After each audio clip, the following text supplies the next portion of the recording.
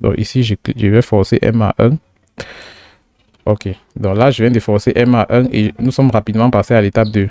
Donc vous voyez que ça envoie uniquement le front montant et là, maintenant, nous sommes à l'étape 1. Donc l'étape 1 est déjà active. L'étape 1 du graphe 7, elle est active. Donc l'action associée à l'étape 1, c'est C+. Donc on va essayer de regarder au niveau des actions. On va voir que C+ est actif parce que bien évidemment, l'étape 1 est activée. Donc on continue. Ici, on doit presser C1.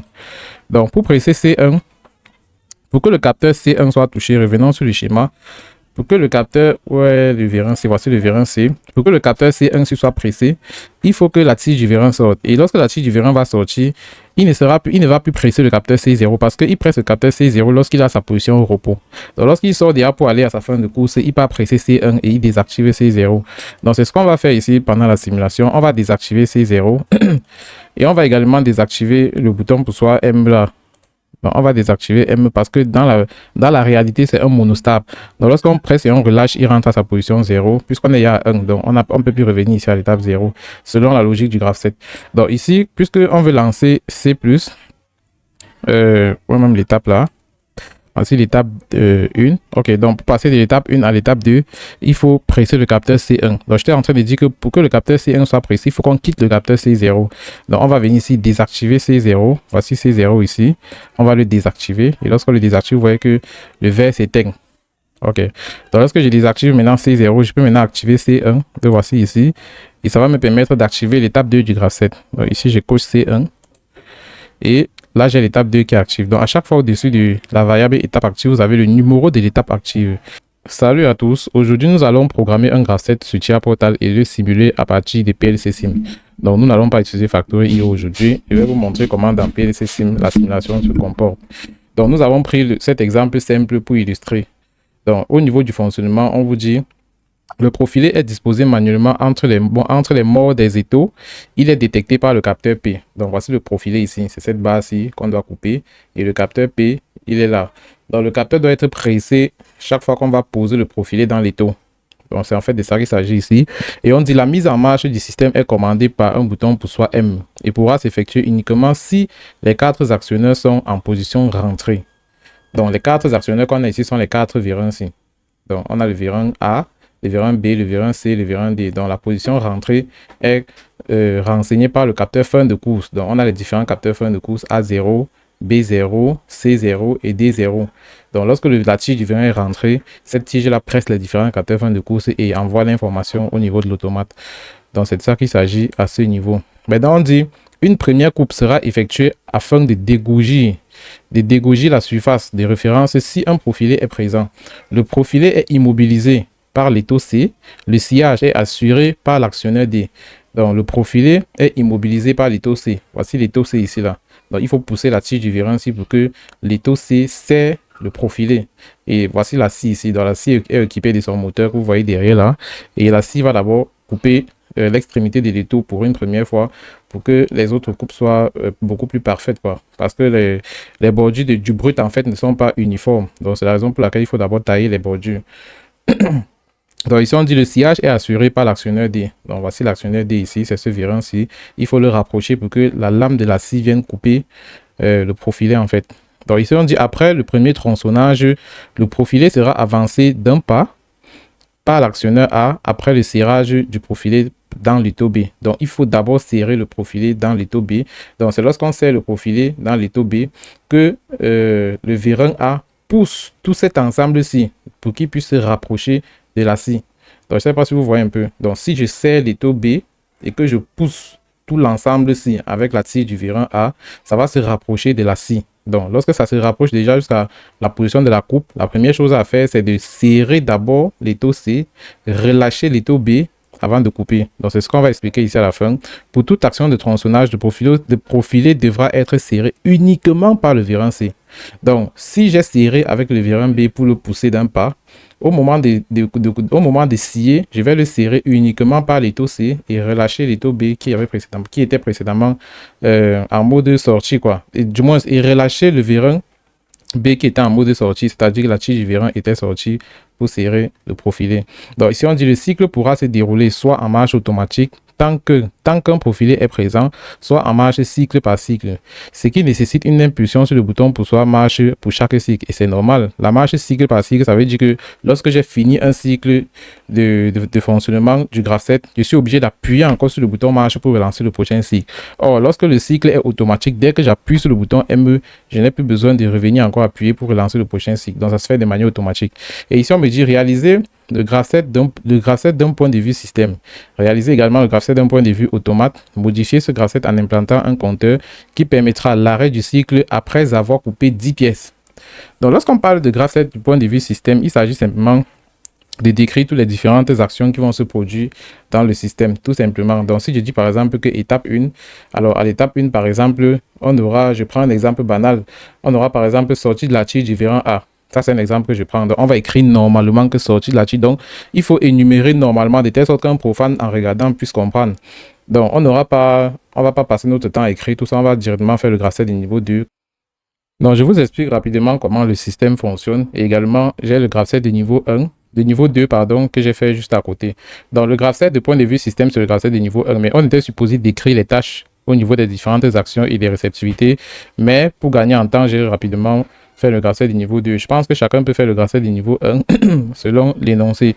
Donc ici, on dit étape 0. À l'étape 0, il faut réinitialiser les actionneurs. Donc on a les retours des différents virins qui doivent être faits. Donc on a A0, B0, C0, D0 qui sont les capteurs fin de course de retour des différentes tiges des virins que vous voyez là. On a le capteur P qui nous signale effectivement que le profilé est dans l'étau B en fait, donc le profilé est déjà en place. Donc le profilé est en place lorsque ce capteur P est pressé. Donc une fois que toutes les conditions sont réunies, on appuie donc sur le bouton pour soit dépasse, le bouton pour soit ME pour lancer le cycle.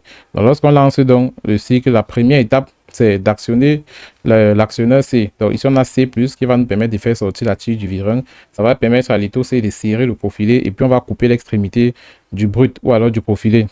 Donc, une fois que cela est fait, on a le capteur C1 qui nous indique la fin de course de ce virin-ci. Donc, voici les différents capteurs fin de course ici. Vous allez voir que C1 est branché ici et on a C0 qui est branché ici pour le retour de la tige du virin-C.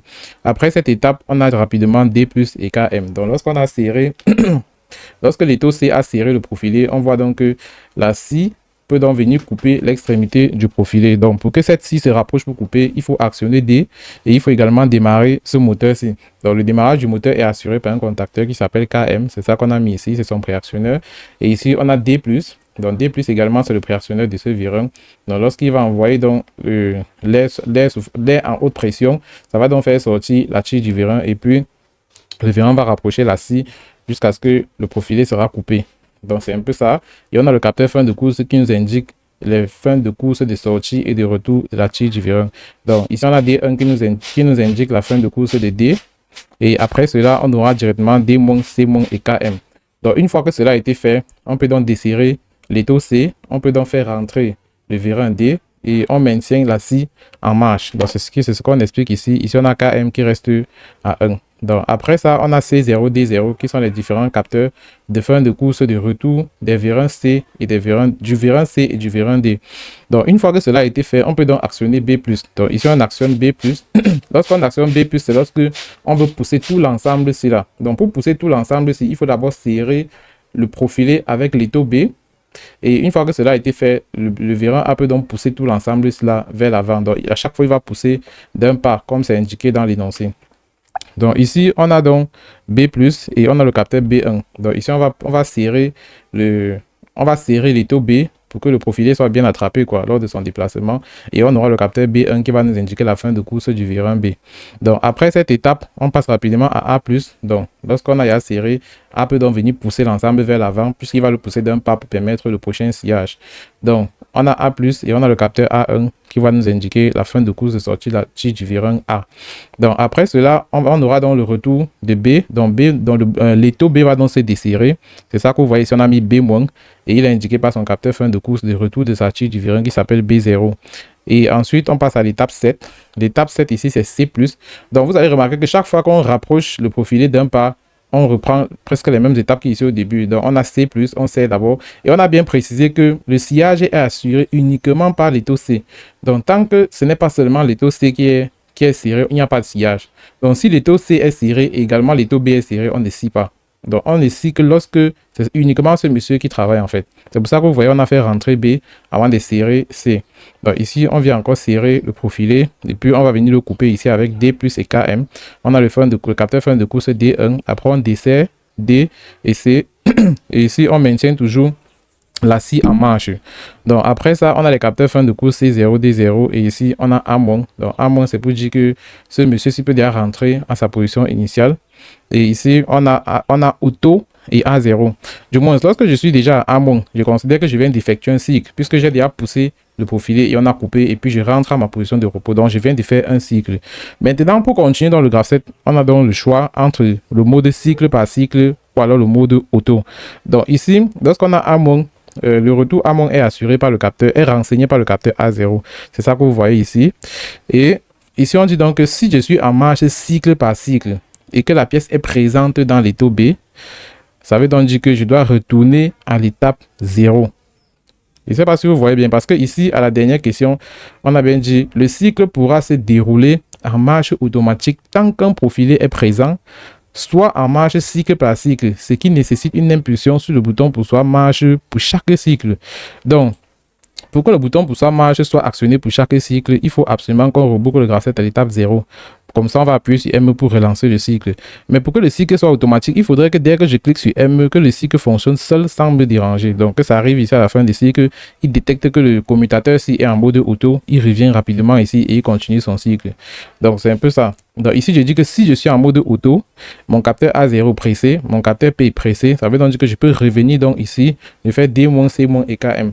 Lorsqu'on dit D-, C- et KM, ça veut dire quoi? Ça veut dire que ce monsieur-ci est rentré à sa position initiale. Lorsqu'il a coupé, celui-ci est également rentré à sa position initiale et attend tout simplement que monsieur A, là, donc que le vérin A pousse pousse le profilé d'un pas vers l'avant. Donc c'est un peu ça le fonctionnement de ce système automatisé. Et je reviens à la dernière question où on dit modifier ce graphe 7 en implantant un compteur qui permettra l'arrêt du cycle après avoir coupé 10 pièces. Après avoir coupé 10 pièces, donc je vous montre rapidement le deuxième graphe 7 où j'ai inclus le compteur. Le voici ici. Je l'ai fait sur Edit SAP. Donc ici, vous allez remarquer que j'ai repris le même graphe 7 que précédemment, sauf que sur les conditions de relance du cycle, j'ai ici cycle par cycle et A0 et P et compteur égal à 10. Donc, si le compteur est égal à 10, ça veut donc dire que je peux réinitialiser mon graphe 7. C'est ce qu'on a bien dit ici, modifier le graphe 7 en implantant un compteur qui permettra l'arrêt du cycle après avoir coupé 10 pièces. Donc, on dit l'arrêt du cycle, c'est qu'il faut revenir à l'étape 0, puisqu'il faut lancer M pour que le cycle reprenne. Donc, une fois que le nombre de pièces coupées atteint 10, il peut donc revenir à l'étape 0. Mais tant que ça n'atteint pas 10, c'est pour ça que j'ai mis C inférieur à 10, je reviens ici, je continue mon travail. Donc, lorsque je reviens ici, ça veut dire quoi? Je fais rentrer ce monsieur, je fais rentrer ce monsieur et je pousse encore tout l'ensemble-ci avec A. Donc, pour pousser l'ensemble-ci, il faut d'abord serrer l'étau B, pousser l'ensemble-ci d'un pas à partir du vérin A et puis ramener encore ce monsieur-ci pour le scier. Donc, c'est la raison pour laquelle je reboucle le graphe 7 à cette étape-ci. Donc, c'est un peu ça. Donc, on va aller rapidement programmer ça du côté du TIA Portal et chacun va comprendre comment la programmation se fait. Et puis, la simulation, on va le faire du côté des PLC Sim. Donc, la première étape à faire, c'est de déclarer les variables. Donc, ici, vous allez voir qu'on a les variables d'entrée et on a également les variables de sortie. Et on a plusieurs variables qui se répètent. Donc, vous voyez les A0, les C1, D1 un peu de partout. Donc, ici, on a par exemple C0, D0. On a C0, D0 ici. Ici, on a aussi D1. Je crois qu'on a D1 quelque part en haut. Donc, on ne va pas dupliquer dans la déclaration des variables. On va déclarer une variable à la fois, bien que ça apparaît dans plusieurs réceptivités. C'est parce que le graph 7, c'est une séquence de on-off. Donc, chaque fois qu'on finit avec une étape, on passe à l'étape suivante et ça désactive l'étape précédente. Sauf si, pour que ça ne désactive pas l'action associée à l'étape précédente, il faudrait que cette action soit setée. Donc, quand on dit que c'est seté, ça veut dire qu'on a mémorisé l'état de cette action. Donc, si par exemple, je démarre KM, je mets 7, ça veut dire que lorsque je vais passer à l'étape 4, KM va rester actif, bien que je suis à l'étape 4. Mais ici, on n'a rien seté. Donc, c'est exactement une séquence de on-off. Si je quitte de l'étape 3 à l'étape 4, l'étape 3 se désactive et aucune action ne fonctionne là-bas. Donc, on passe directement du côté du TIA Portal et on essaye de programmer notre graph 7. Je lance TIA Portal V16. Ok, donc une fois que TIA Portal est ouvert, cette fois-ci, on ne va pas chercher à importer le template parce qu'on ne va pas travailler avec Factory.io. Donc, on va directement aller dans créer un nouveau projet. Ici, on va mettre programmation d'un graph 7 et simulation Bon, ici, on va mettre programmation graph 7 de fonctionnement d'un système de sciage des pièces.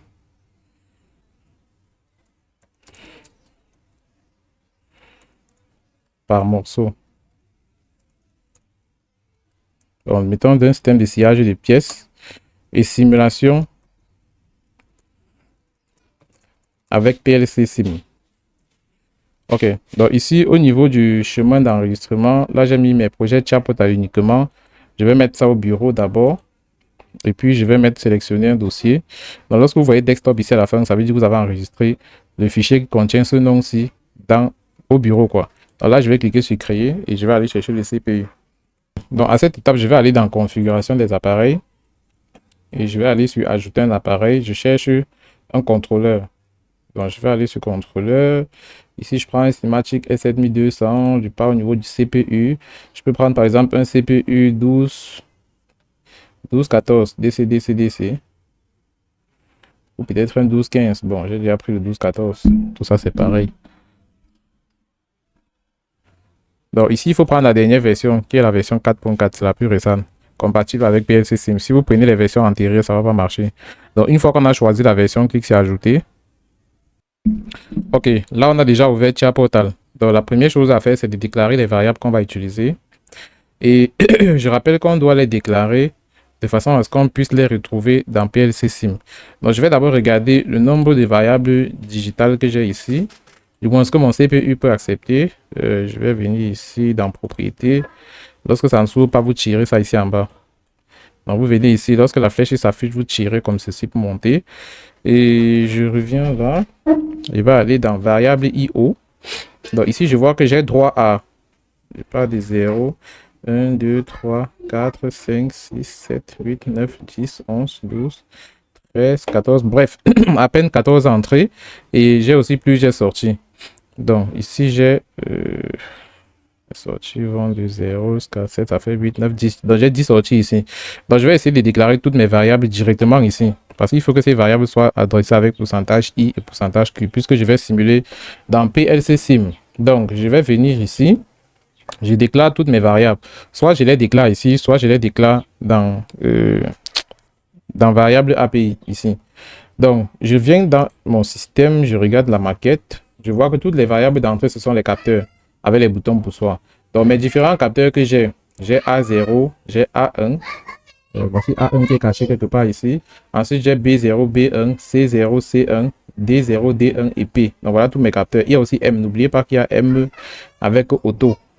Donc, même ce commutateur-ci, c'est une entrée. Donc, j'aurai auto et j'aurai également cycle par cycle parce que ce commutateur-ci, il va basculer. Donc, ce que je vais faire, c'est que je vais venir ici. Je clique sur mon CPU. Je déclare toutes mes variables. Donc, ici, j'ai A0. Ensuite, j'ai A1. Oh, là, je suis... Ici, j'ai A1. Ici, j'ai B0. Ici, j'ai B1. Ici, j'ai C0. Ici, j'ai C1. Ici, j'ai D0. Ici, j'ai D1. Je vérifie encore. J'ai fini de déclarer tous les capteurs fin de course. Ensuite, j'ai P, j'ai auto, j'ai cycle par cycle et j'ai M. Donc ici, j'ai auto, cycle par cycle, P et M. Donc voilà toutes mes entrées que j'ai déclarées. Je viens donc déclarer les sorties. Je regarde ici. Qu'est-ce que j'ai comme sortie? J'ai A+, j'ai A-. Bref, j'ai 8 sorties pour les actionneurs avec les vérins. J'ai KM et je pense que c'est tout. Hein. Donc je viens ici, j'ai A+. Ici, j'ai... qu'est-ce que je fais là? Ici, j'ai A-.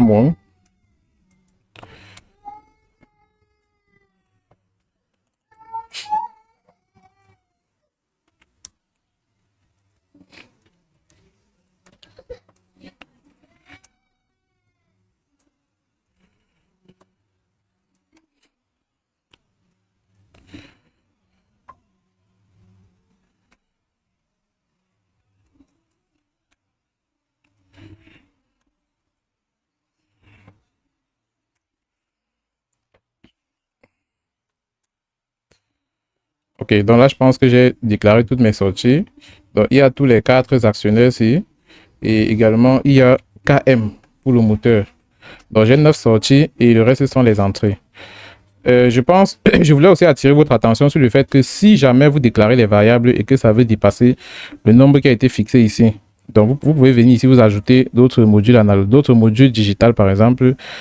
Vous pouvez venir ici, vous ajouter d'autres modules. Par exemple, on a les modules DI ici. Donc, vous pouvez venir dérouler DI ici. Vous allez voir DI 8 x 24 DC. Donc, ça veut dire qu'il y a 8 entrées digitales. Donc, vous pouvez porter ça et vous venez déposer, par exemple, comme ceci. Donc, ça va venir avec ces 8 entrées et vous pourrez les utiliser. Donc, ça, les entrées 24 volts DC. Donc, puisque toutes mes variables ont suffi ici, je n'ai pas besoin d'en ajouter. Je vais rapidement aller programmer mon graph7. Donc, je vais déclarer une variable qui s'appelle graph7. C'est une variable mémoire.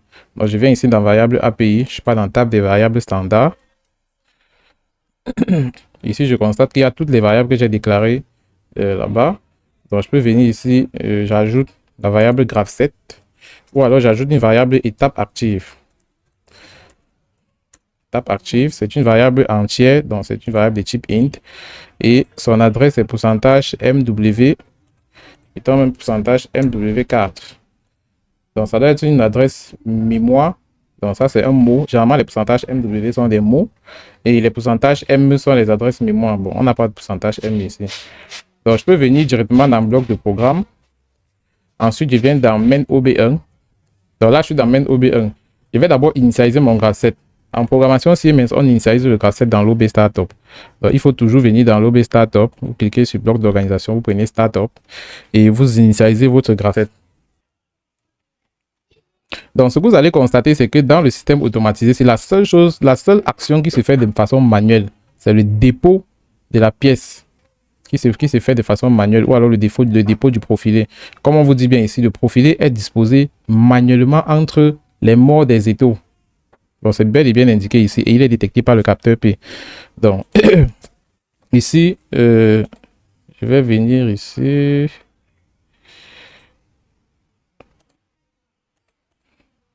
Donc, je suis dans l'OB Startup. Ici, je vais prendre un bloc Move. À la sortie du bloc Move, c'est la variable étape active. Donc, cette variable va hériter du chiffre 0 parce que je vais activer l'étape 0. Donc, là, je suis en train de dire à l'automate Siemens que actuellement, l'étape qui est active, c'est l'étape 0. Donc, c'est ton étape initiale parce que je suis dans l'OB Startup. Donc, je peux maintenant aller dans le main OB1. Ici, je vais programmer les transitions, les étapes et les actions directement. Donc, je ne vais pas créer d'autres blocs, quoi. Donc, je vais programmer ça directement ici. C'est aussi possible pour ceux qui ne savaient pas. Donc, ici, on va mettre étape et transition. Bon, mettons plutôt transition et étape. OK.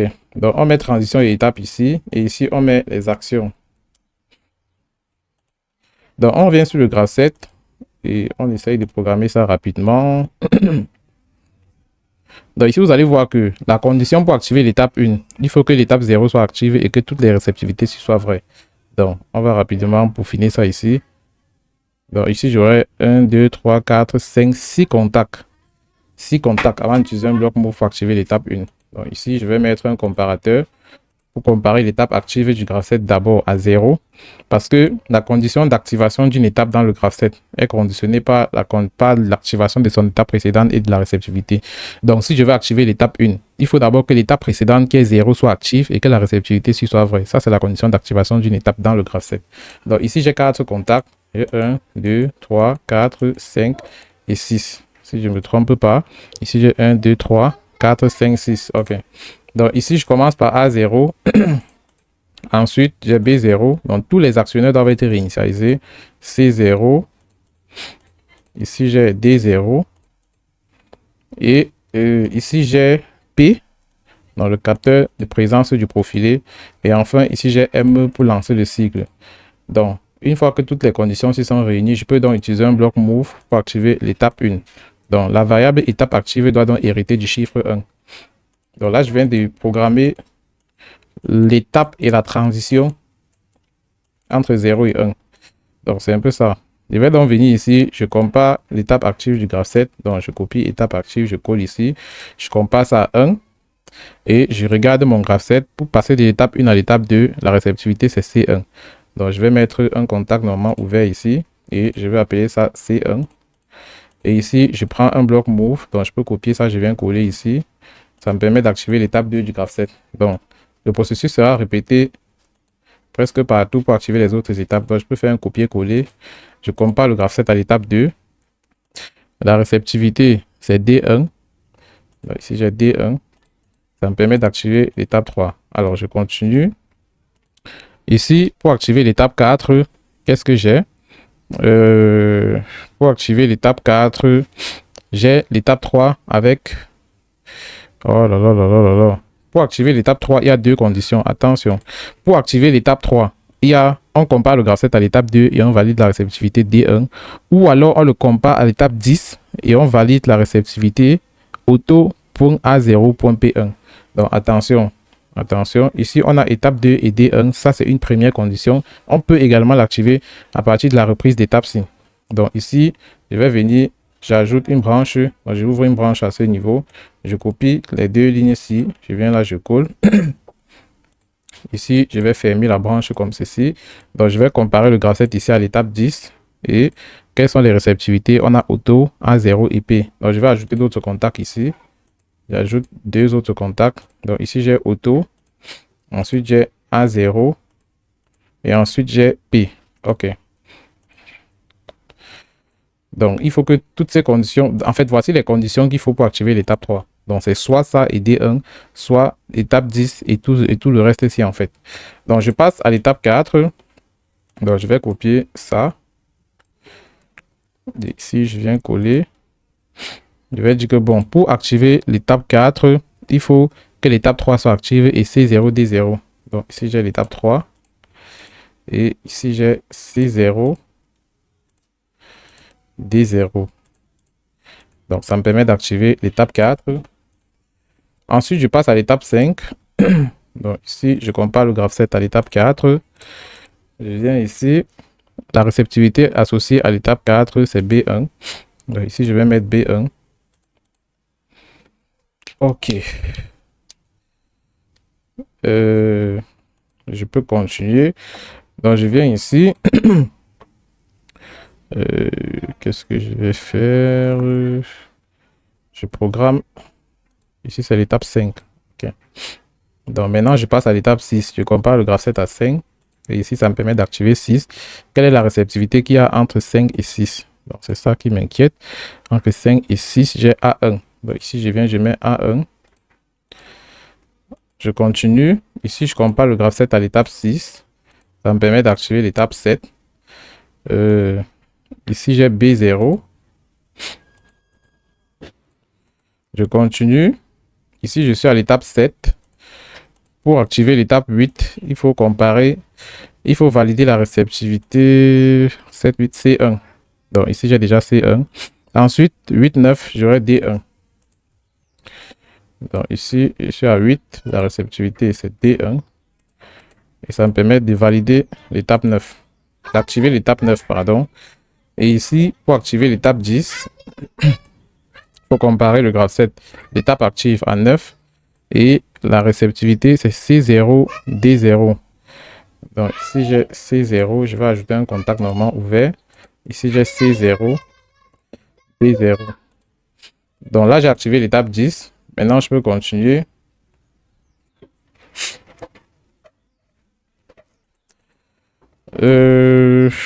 Ici, je viens d'activer l'étape 10. Donc maintenant, la condition pour activer l'étape 0 ici, il faut comparer le graph set ou alors l'étape active à 10 et valider la réceptivité C cycle par cycle A0 et P. Donc ici, je vais venir, j'ouvre une branche, je compare mon graph set ou alors l'étape active à 10. Ensuite, je regarde les réceptivités. Ici, il y en a jusqu'à 3. Donc ici, j'ai cycle par cycle A0 et P. Donc ici, j'ai la marche. Le commutateur doit être en cycle par cycle. Ici, on a A0. Et ici, on a le capteur de présence du profilé dans l'étau B. Et ça nous permet d'activer l'étape 0 de notre graph set. OK. Donc là, je vais définir avec la programmation des différentes étapes du graph set. Donc là, maintenant, on va programmer les actions. Et la programmation des actions est différente de celle des transitions. Ça veut dire quoi? Si je me rends compte que l'étape 4 a la même action que l'étape 1, donc je vais donc utiliser les contacts en parallèle pour le faire. Donc on ne va pas activer chacun normalement comme les transitions. Donc c'est un peu ça. Donc ici, je me rends compte que l'action associée à l'étape 1, c'est C+. Donc je vais regarder encore sur le graphe quelle est l'action qui est associée, quelle est l'étape qui correspond à l'action C+, pardon. Donc ici, je me rends compte que c'est l'étape 7. Donc je vais utiliser deux comparateurs. Un, je le compare à 1, l'autre, je le compare à 7. Et l'action associée, c'est C+. C'est comme ça qu'on programme les actions. Donc ici, j'ai deux comparateurs. Je prends le premier. Ici, j'ai étape active. Je le compare à l'étape 1. Et l'autre, je compare à l'étape 7. Donc, je peux copier ça, CTRL-C, CTRL-V. Ici, je mets 7. Et je ferme la branche ici. Et je prends tout simplement une bobine pour activer C+. OK. Donc là, je viens de finir avec l'étape 1. Je passe à l'étape 2. Je me rends compte qu'à l'étape 2, j'ai D plus et KM. Donc, je constate également qu'à l'étape 8, j'ai D plus et KM. Donc, c'est ce que je dois faire. Donc, je vais prendre D plus KM de l'étape 2 et D plus KM de l'étape 8 pour activer. Je vais prendre l'étape 2 et l'étape 8 pour activer les deux actions-ci, en fait. Donc, c'est un peu ça. Et vous allez également constater qu'il y a d'autres étapes où l'action KM cela se réalise. Donc, je vais également les mettre en parallèle. Donc, ici, je viens ici, j'ouvre d'autres branches, je vais ajouter plusieurs branches pour ne pas en ajouter tout le temps. OK. Donc, je vais venir ici, je copie par exemple toute cette ligne-ci. Je colle. Je compare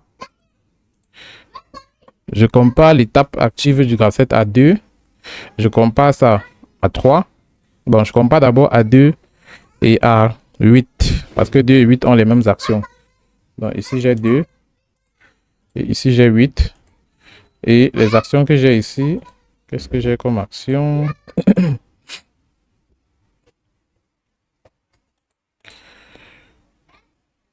D plus et KM. Donc, ici, je mets D plus. Et ici, je mets KM. OK. Donc là, je peux continuer. Je constate également que il y a KME sur l'étape 3. Il y a KM sur l'étape 9. Heureusement, l'étape 3 et l'étape 9 ont les mêmes actions. Donc, je vais une fois utiliser KM là-bas. Donc, ici, je compare à l'étape 3 et également à l'étape 9. Donc, ici, je vais venir ouvrir une branche. Je colle. Je compare le graph 7 à l'étape 3. Je compare l'étape active à l'étape 9. Ici, j'ai trois actions. Donc, je vais mettre les bobines. Ici et également ici. OK. Donc, les actions associées à 3 et à 9 sont similaires. On a D-, C- et KM. Donc, je commence par D-. Ensuite, ici, j'ai C-. Et ici, j'ai KM. D'accord. Donc là, c'est bon. Je peux donc continuer. Ici, j'ai l'étape 4. À l'étape 4, j'ai B+. Je constate que j'ai B+, également. Bon, je n'ai plus B+, sur une autre étape. Donc ici, il n'y a que l'étape 4 qui a B+. Et l'étape 5 a A+. Donc ici, j'ai l'étape 4 qui a B+. Si je mets B+. L'étape 5, donc je peux copier tout ça. CTRL-C, CTRL-V. L'étape 5 a A+. Je continue. L'étape 6 a B-. Dans l'étape 7, je ne vais pas le programmer. Donc, vous allez remarquer que 7, 8 et 9, je ne vais pas programmer parce que j'ai déjà programmé ça à partir des étapes que j'ai en haut. Donc, ici, j'ai 6 qui a B-. Donc, ici, je vais mettre B- pour l'étape 6. OK. Donc, après l'étape 6, j'ai l'étape 7 qui est C+. J'ai déjà fait C+, avec le 1C. Donc, après, je saute 7, 8, 9. Je viens directement à 10. L'étape 10, j'ai A-. Donc, ici, à l'étape 10, j'ai A-. Je crois que je n'ai pas encore utilisé A-. OK. Donc, à l'étape 10, ici, j'ai A-. OK. Donc là, je viens de finir avec toutes les étapes et les transitions, ainsi que les actions. Maintenant, vous allez remarquer qu'il y a une question ici. On a dit modifier le graph 7 en implantant un compteur qui permettra l'arrêt du cycle après avoir coupé 10 pièces. Donc, je vais venir ici. Je vais mettre un compteur. Donc, le compteur, je peux le mettre, par exemple, le compteur ici est associé à l'étape 10. Donc, ici, là où j'ai l'étape 10 du graphe 7.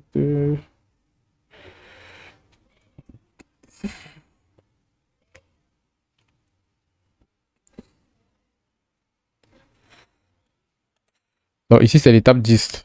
Là où j'ai mis Amon. J'allais déjà oublier. Parce que lorsque je regarde là, Amon est associé à l'étape 10. OK. C'est à cette étape-ci qu'on va ajouter un compteur. Donc, on peut venir ici, on ouvre une branche et on essaye d'ajouter un CTU. OK. Donc, à ce niveau, on va appeler ça CTU X10 et on valide. Donc, ici, au niveau du recette, on va mettre par exemple au niveau du preset value, valeur des pré-réglages, on va mettre 10 ici parce que le compteur compare le nombre de pièces à 10 à chaque cycle. Donc, les deux flèches ici, je vais les effacer. Et ici, à chaque cycle, à chaque fin de cycle, il faut réinitialiser le compteur. Ça veut dire quoi? Lorsque je passe de l'étape 10 à l'étape 0, il faut que je réinitialise le compteur. Donc, je vais venir ici. Chaque fois que l'étape active du graphe 7 est à 0, il faut que le compteur se réinitialise. Donc, ici, je vais plutôt utiliser un comparateur. Je mets le comparateur ici. Je compare l'étape active du graphe 7 à 0. Donc, chaque fois que je suis à 0, mon compteur doit se réinitialiser. Maintenant, ici, j'ai mon CTU. Donc, chaque fois que l'étape 10 s'active, ça va envoyer le signal ici et puis le CTU va s'incrémenter d'un pas. Donc, on n'a pas besoin d'un contact ici avec le front montant parce que le bloc CTU détecte déjà les fronts.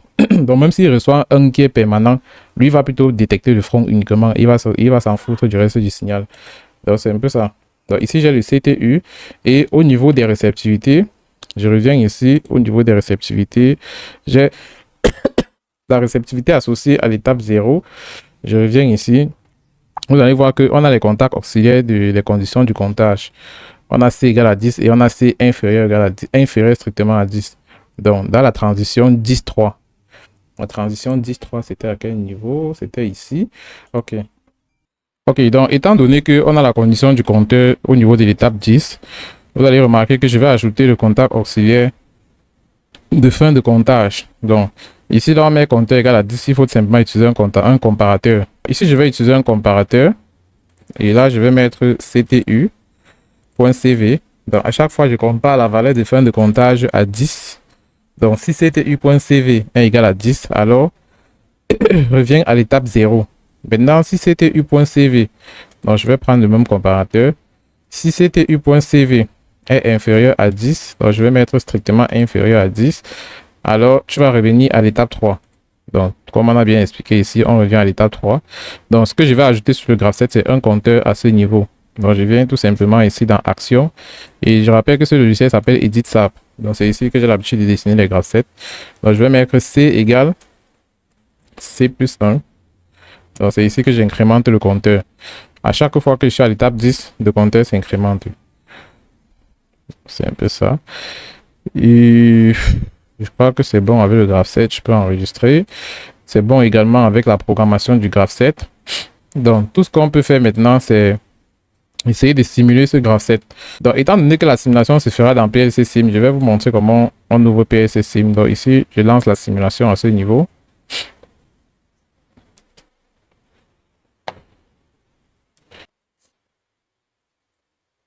Donc, ici, je vais aller dans Pas d'action. Je vais démarrer le module et je clique sur Terminer. Donc, ici, lorsque vous démarrez le module, PLC Sim passe en mode run directement. Donc, ici, puisqu'on va simuler avec PLC Sim, on va venir, on va cliquer sur ce petit monsieur, passer à la vue du projet.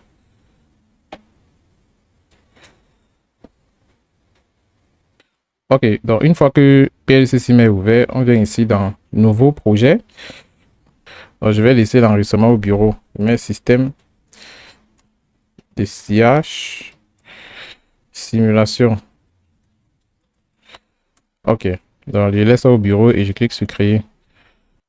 OK, donc une fois que PLC Sim est ouvert, on va dérouler Table Sim et on va double-cliquer sur Table Sim 1. Donc, la première étape ici, c'est d'importer toutes les variables PLC qu'on a déclaré dans Chia Portal. Donc, on peut les importer dans l'ordre. Hein. Donc, ici, je peux les importer peut-être selon l'ordre. Bon, ça peut jamais être selon l'ordre du graph vu qu'il y a les entrées qui se répètent.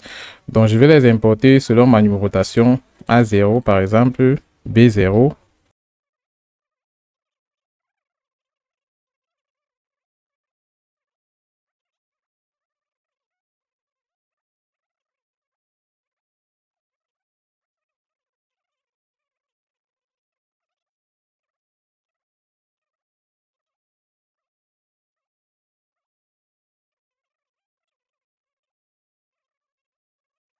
Donc là, je vais définir avec l'assignation des variables, du moins ce changement des variables. Donc je vais maintenant les forcer. Et pour les forcer, il faut d'abord lancer la simulation. Donc il faut basculer PLC Sim en mode run. Donc ici, je mets la liaison en ligne. Donc j'active la liaison en ligne. J'active la visualisation du code pendant la simulation. Donc on vérifie rapidement la première ligne. Transition de passage de 0 à 1, on doit forcer à 0. Donc les P, si vous voyez devant là, ne gérez pas ça. Les variables sont entre les guillemets en fait. Donc ici, on force à 0. Voici les bits de forçage. Donc ici, je viens basculer ça et couche.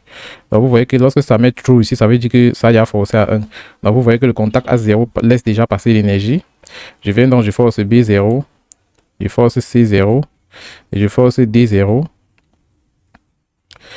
Ok, donc ici j'ai A0, B0, C0, D0. Ces quatre contacts sont déjà forcés. Après ça, j'ai P. Donc, où est P? Voici P ici. Donc, je vais forcer le contact P à passer à 1. Ok, donc ça c'est le contact ça c'est le capteur de présence du profilé. Et là maintenant, on a M pour lancer le cycle. Donc ici, je vais forcer M à 1. Ok, donc là, je viens de forcer M à 1 et nous sommes rapidement passés à l'étape 2. Donc, vous voyez que ça envoie uniquement le front montant et là, maintenant, nous sommes à l'étape 1. Donc, l'étape 1 est déjà active. L'étape 1 du graph 7, elle est active. Donc, l'action associée à l'étape 1, c'est C+. Donc, on va essayer de regarder au niveau des actions. On va voir que C+ est actif parce que, bien évidemment, l'étape 1 est activée. Donc, on continue. Ici, on doit presser C1. Donc, pour presser C1, pour que le capteur C1 soit touché, revenons sur le schéma. Pour que le capteur, le virant C, voici le virant C. Pour que le capteur C1 soit pressé, il faut que la tige du virant sorte. Et lorsque la tige du virant va sortir, il ne va plus presser le capteur C0 parce qu'il presse le capteur C0 lorsqu'il a sa position au repos. Donc lorsqu'il sort déjà pour aller à sa fin de course, il va presser C1 et il désactive C0. Donc c'est ce qu'on va faire ici pendant la simulation. On va désactiver C0 et on va également désactiver le bouton pour soi M là.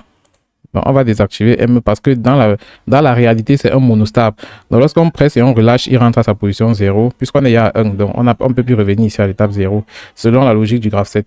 Donc, ici, puisqu'on veut lancer C+, même l'étape là, voici l'étape 1. Ok, donc pour passer de l'étape 1 à l'étape 2, il faut presser le capteur C1. Donc j'étais en train de dire que pour que le capteur C1 soit pressé, il faut qu'on quitte le capteur C0.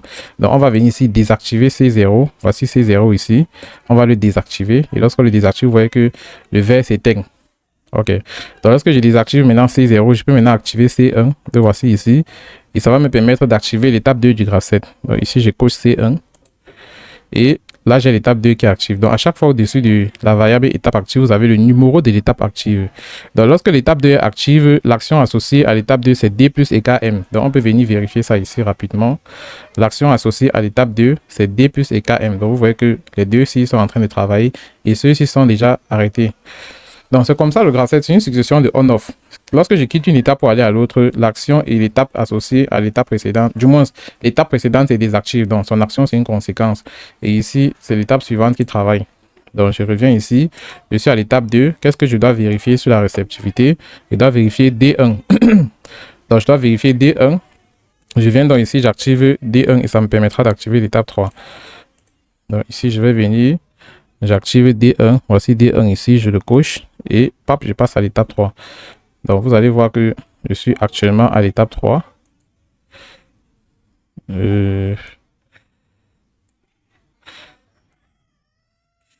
Ok, donc je suis actuellement à l'étape 3. Et l'action associée à l'étape 3, c'est D-, C- et KM. Donc on va vérifier l'action ci pour la dernière fois. D-, C- et KM. Donc, à chaque fois qu'on active une étape, on vient voir si l'action associée à cette étape est bel et bien en train de travailler, en train de travailler, quoi. Donc, ici, je reviens donc sur mon graphe 7. Je vais passer à l'étape 3. Donc, vous voyez qu'on a activé D1 et puis on est passé à l'étape 3. Maintenant, on ne peut pas lire cette branche ici parce qu'on n'est pas encore à l'étape 10. Donc, c'est lorsqu'on sera à l'étape 10, on va faire auto à 0, P et compteur inférieur à 10 qu'on va se rendre compte que ça permet aussi d'activer l'étape 3. Donc, pour le moment, il n'y a que la condition sur D1 qui permet d'activer l'étape 3. Donc, c'est un peu ça. Donc, on continue. Je reviens ici dans PLC, dans PLC Sim. Pour activer l'étape 4, il faut C0 et D0. Donc, je viens ici dans PLC Sim. Je pars au niveau des transitions. Pour activer l'étape 4, on aura C0 et D0. Et comme D0 était précédemment appuyé, donc le capteur D0 était précédemment pressé, on va tout simplement mettre C0 à 1. Donc, c'est un peu ça. Même C0 là. Voici C0. Ok, donc ce n'est que C0 qu'on doit mettre à 1. Ici, on va le mettre à 1 et l'étape 4 s'active. Donc, l'étape 4 est active. Ça veut donc dire qu'on a quelle action? On a B+. Donc, on peut vérifier B+. L'étape 4, on a B+ qui est actif. Donc, on est en train de suivre l'évolution du graphe 7. Dès qu'on va arriver en bas, on saura que c'est bon. Donc, ici, on continue. L'étape 4 est déjà active. Maintenant, pour activer l'étape 5, on a B1. Donc, je reviens ici. Pour activer l'étape 5, je dois valider B1. Donc, ici, je continue mon travail. Ici, j'ai B1. Donc, je vais mettre B1 à 1. Donc là, vous voyez que je suis à l'étape 5. Donc, c'est un peu ça. Et je passe maintenant à l'étape... Et vous allez remarquer que lorsque j'active déjà B1, ça veut dire que d'office, je suis en train de désactiver B0, puisque on quitte de B0 pour aller à B1. Donc, vous ne pouvez pas aller presser le capteur B1 sans quitter sur le capteur B0, vu que c'est le même V1. Donc, ici, lorsque j'active B1, je désactive B0, vu que je suis en train de me comporter comme sur le terrain, quoi. Donc là, je désactive B0. Et ici, vous allez remarquer qu'on a A1 qui n'est pas actif, on a B1 qui est actif. Donc, j'ai désactivé B0. Maintenant, on a C1 qui est actif. Donc, lorsque C1 est actif, d'office, C0 est désactivé. Et ici, on a D1 qui est actif. Donc, d'office, D0 est désactivé. OK. Donc, à l'étape 5, ce que je fais, c'est presser A1.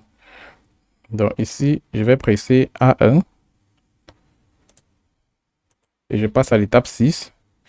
Maintenant, à l'étape 6, pour passer à l'étape 7, pour passer de 6 à 7, j'ai B0. Donc, si j'ai B1 qui est activé, je dois le désactiver. Dès qu'on me dit B0, ça veut dire qu'il veut d'abord désactiver B1. Et ensuite, j'active B0. OK. Donc là, je passe à l'étape 7. Maintenant, pour passer de 7 à 8, j'ai C1. Donc, je dois me rassurer qu'il n'y a pas un C0 qui est activé. OK. Donc, ici, je vais venir activer C1. Le C1 qui est là. Hop, je passe à l'étape 8. Donc, je continue. Actuellement, je suis à l'étape 8. Donc, à l'étape 8, on a D1. À l'étape 8, on a D1. Donc, je viens ici dans PLC Sim. Je regarde d'abord si D0 est activé. D0 n'est pas activé. Ça veut dire que je peux activer D1. OK. Donc là, je passe à l'étape 9. Et à l'étape 9, j'ai C0, D0. Comme l'indique le graphe 7. Ici, j'ai C0, D0. Et ça va m'activer l'étape 10. Donc, du coup, le compteur va se réincrémenter. Ça va passer à 2.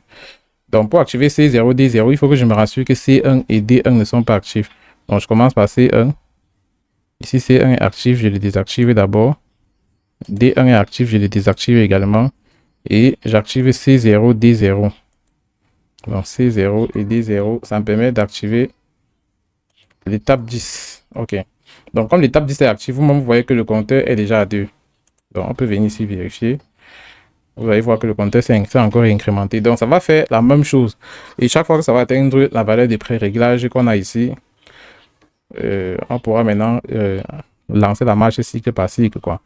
Donc, je propose qu'on diminue, par exemple, le 10 ici, parce que ça donne de la peine.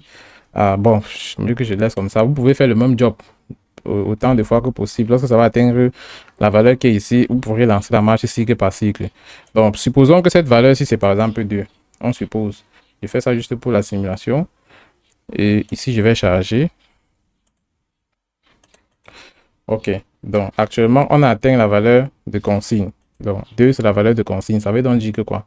Ça veut donc dire qu'on peut déjà amorcer le cycle par cycle, quoi. Donc, ici, j'ai l'étape 10 qui est active. Et je vais lancer cycle par cycle. Donc, je vais lancer la marche cycle par cycle. Oh, j'ai oublié de mettre 2 ici. Donc, ici, je vais charger le code. Donc, la marche cycle par cycle permet juste de savoir si le graphe 7 va revenir à l'étape 0. C'est juste pour ça que j'ai réduit la valeur à 2. Mais une fois que j'aurai vérifié, je vais remettre ça à 2. OK. Donc, vous voyez que le comparateur se laisse déjà passer l'énergie. Donc, je vais tout simplement revenir ici dans PLC Sim. Je vais mettre A0 à 1. Je vais mettre P à 1 et cycle par cycle à 1. Donc, je commence par cycle par cycle. Je le mets à 1. Ensuite, j'ai A0 que je mets à 1. Et enfin, j'ai P que je vais mettre à 1. Et mon graphe 7 retourne à l'étape 0. Donc, je viens de faire cette partie du graphe 7-ci. Cette boucle-ci. Cycle par cycle, point A0, point P, point C égale à 10. Celle-ci, j'ai déjà vérifié. Donc, lorsque je compare à 10, je fais auto A0, P et C inférieur à 10. Donc, c'est comme ça que ça fonctionne en fait. Donc, je peux remettre le 10 que j'avais ici. J'ai réduit à 2 parce que ça donne de la peine à le faire. Or, aussi, du moins, à le faire de façon répétée jusqu'à atteindre 10, quoi. Parce que si je suis sur le terrain, ça va aller plus vite. Les capteurs vont directement s'activer, se désactiver, ainsi de suite. On va passer d'une étape à l'autre avec une vitesse exponentielle. Donc, c'est un peu ça. Voilà, en gros, la simulation de ce graphe 7. J'espère que tout le monde a compris comment on simule un graphe 7 ici avec PLC Sim. Donc, je pense que cet exercice a été parfaitement expliqué. Nous avons programmé les différentes transitions, les étapes, les actions. Et je vous ai appris comment on les simule avec PLC Sim. Parce que d'habitude, je le fais plutôt avec Factory.io, vu que c'est un environnement industriel. Donc, cette fois-ci, j'ai préféré le faire avec PLC Sim pour que ceux qui n'ont pas l'habitude de le faire avec PLC Sim essayent de prendre le goût. Donc, c'est un peu ça. Donc, j'espère que tout le monde m'a parfaitement compris et on se dit à la prochaine.